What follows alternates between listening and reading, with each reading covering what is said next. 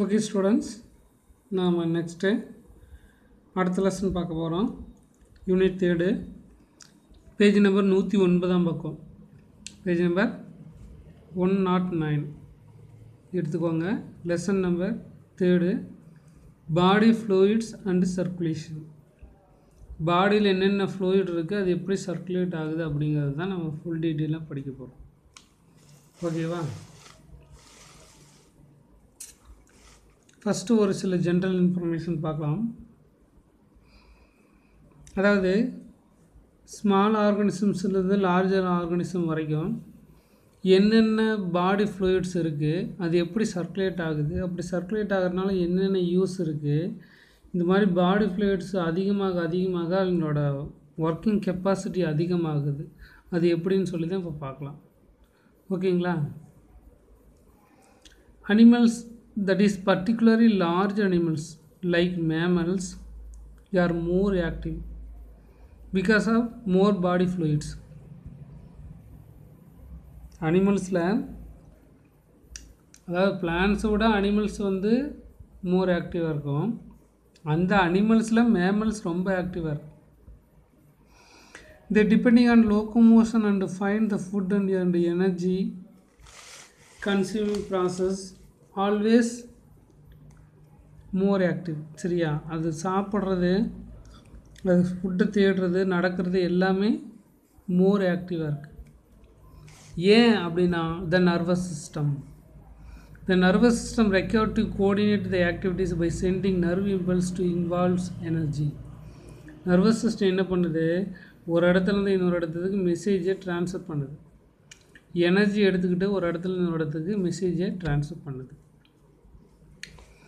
All living cells have to supplied with nutrients. எல்லா living செல்ஸுக்கும் உணவுப் பொருள் போகும், ஆக்சிஜன் போகும், இன்னும் வேறு பொருளெல்லாம் உள்ளே போய் சேரும். At the same time CO2 remove ஆகும், வேஸ்ட்டு ரிமூவ் ஆகும் ஃப்ரம் தெம். சரியா? அதுக்கு தேவையான உணவுப் பொருள் எல்லாம் போய் சேரும், வேஸ்ட் பொருளெல்லாம் வெளியில் போகும். It is therefore essential to have efficient mechanism to transport these substance and from the cells. இது எல்லாத்தையும் உள்ளே கொண்டு போகிறதுக்கும் வெளியில் கொண்டு வர்றதுக்கும் ஒரு சில ஸ்பெஷலைஸ்டு டிரான்ஸ்போர்ட் சிஸ்டம் வேணும். Different group of animals have evolved the different methods of transport. டிஃப்ரெண்ட்டான அனிமல்ஸ் இருக்குது. ஒவ்வொரு அனிமல்ஸும் டிஃப்ரெண்ட்டான மெத்தடை ட்ரான்ஸ்போர்ட் பண்ணும்.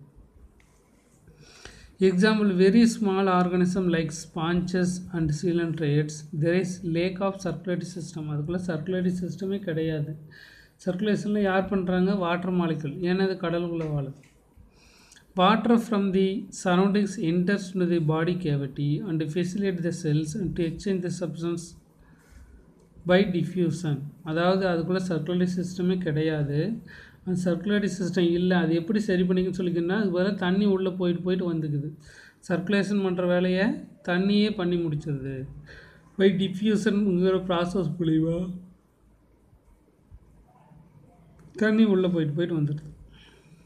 மோர் complex organisms use special fluids and well organised transport system with their body transport material such as bulk flow or connective transport with bumps.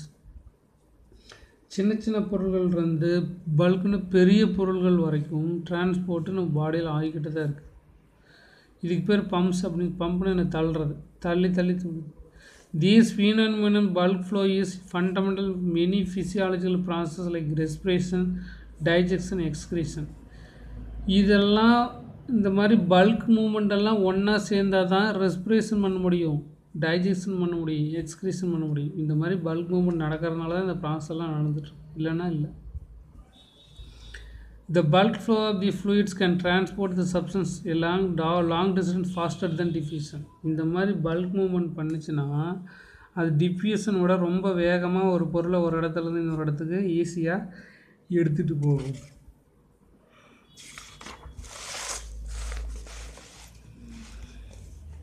The human circulatory system can circulate a milliliter of the blood. ஒரு ml இருக்கக்கூடிய blood from the heart to the feet back again within 60 seconds.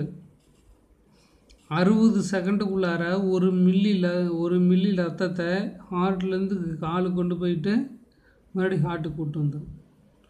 Rather then 60 years when the needed is there is diffusion. இதுவே diffusion முறையில் போச்சுன்னா 60 வருஷம் ஆகும். சரிங்களா? Bulk மூவ்மெண்ட்னால 60 செகண்டில் போயிட்டு வருது. இது டிஃப்யூஷன் முறையில் போச்சுன்னா எவ்வளோ ஆகும்? 60 வருஷம் ஆகும்.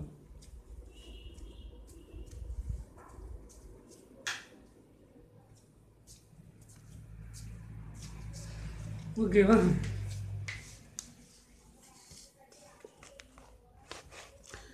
Within our body, the oxygen and carbon dioxide exchanged into the lungs and tissues, where the nutrients from the digestive system carried from the liver and waste from the tissues carried by the blood and finally removed by kidneys. நம்ம பாடியில் ஆக்சிஜனும் carbon tie ஆக்சைடும் லங்ஸிலிருந்து வெளியிலேருந்து லங்ஸுக்கும் transport ஆகுது. At the same time நம்முடைய உணவுப் பொருள் நம்ம digestive சிஸ்டத்துலேருந்து எடுத்துகிட்டு போய் லிவருக்கு கொடுக்கப்படுது. வேஸ்டேஜ் எல்லாம் டிஷ்யூவிலேருந்து வெளியில் கொண்டு வந்து பிளட்டில் போட்டு கடைசியாக கிட்னி மூலிமா வெளியில் போகுது. இதெல்லாம் எதன் மூலிமா நடக்குது? த்ரூ சர்க்குலேஷன் மூலிமா நடக்குது.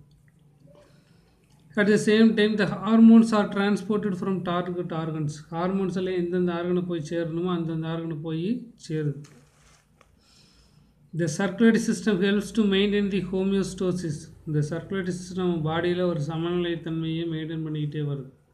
the fluids by temperature heat exchange. வெப்பநிலையை மாற்றி கொடுக்கறதுனால நம்ம பாடிக்குள்ளே ஒரு சமநிலைத்தன்மையை அது ரெடி பண்ணி கொடுத்துக்கிட்டே இருக்குது.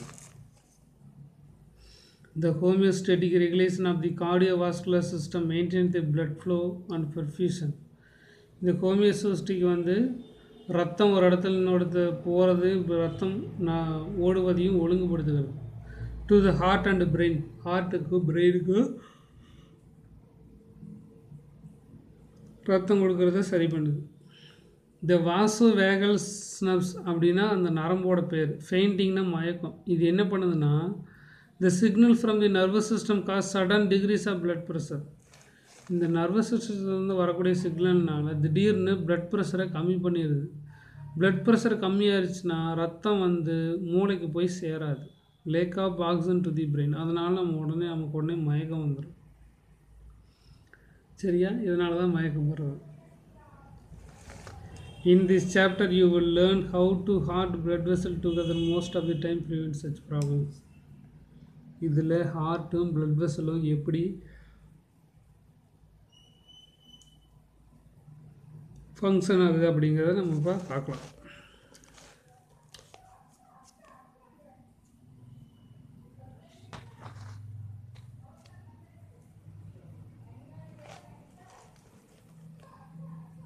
Next, body fluids. Body fluid consists of water and substance dissolved. Body fluids தண்ணியால் ஆக்கப்பட்டிருக்கு. ஓகேங்களா? There are two types of body fluids. Body fluids ரெண்டு இருக்குது. ஒன்று இன்ட்ரா செல்லுலார். இன்ட்ரான்னா உள்ள செல்லுக்குள்ளார இருக்கக்கூடிய திரவத்துக்கு பேர் intra cellular fluid. It is present inside the cells. Another one is called as extra cellular fluid. எக்ஸ்ட்ரானா வெளியில், செல்லுக்கு வெளியே திரவம், செல்லுக்கு உள்ள திரவம். செல்லுக்கு வெளியில் இருக்கிறது ரத்தம், செல்லுக்குள்ளார இருக்கிறது செல்லுக்குள்ளார இருக்கிற தண்ணி. Fluid present outside the cell is called as extra cellular fluids.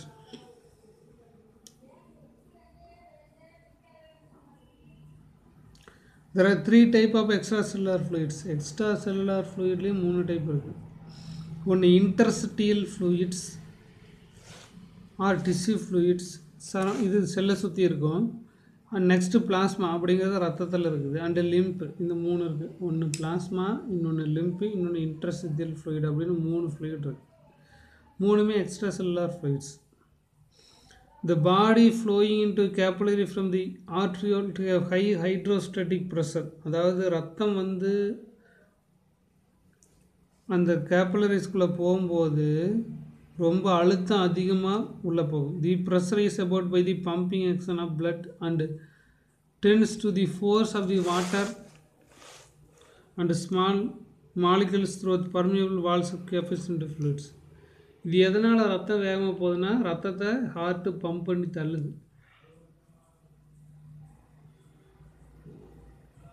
அப்படி பம்ப் பண்ணி தள்ளுறதுனால என்ன ஆகுது, ரத்தம் வேகமாக ரத்த குழாய்களுக்குள்ளே ஓடுது.